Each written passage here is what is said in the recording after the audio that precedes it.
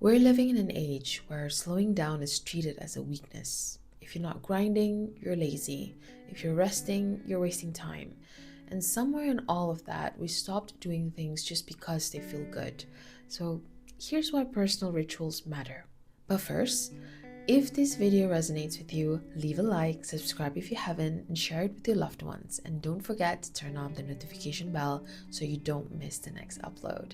I also have a newsletter called The Sunday Note with content like this and more. Sign up link is in the description below.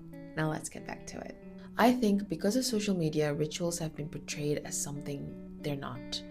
I, along with many others, have thought that to have a ritual and do it right, you need the right tools, often expensive.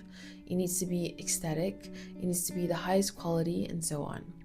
And while all of that can elevate the experience, I don't think it's needed to serve its purpose. Let me explain. The purpose of a ritual is to stay grounded by being in the moment. It's about blocking some time for yourself to do something that brings you happiness. It doesn't need to be productive. It doesn't need to yield the best results. It just needs to bring you joy. Rituals also brings you to a state of calm that helps reset the nervous system. It's also a little something to look forward to for you when the day is hard or when there's a difficult season in life to weather through. And no, that's not useless, time-consuming, or even being lazy. Rituals are something that we do for ourselves, and that in itself is an act of kindness. And the output doesn't need to be worthy of external approval for it to bring meaning. And it definitely doesn't have to be big or cost even a thing to make an impact. Like for me, every day around 4 p.m, that's the time for one of my little rituals.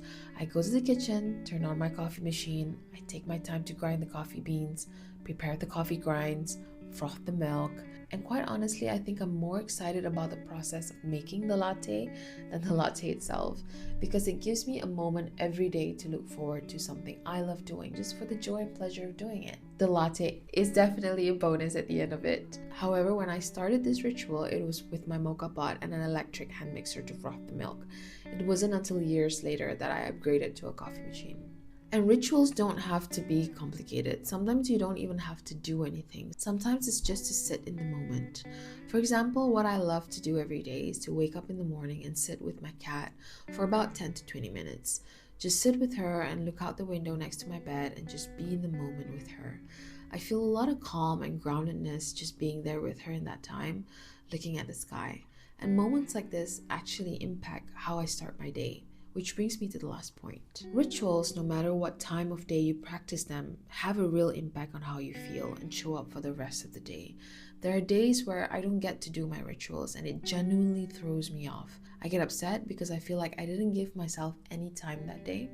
And sometimes life happens and you can't help it, but you notice the difference. And that's how you know it matters, no matter how small you think your ritual is.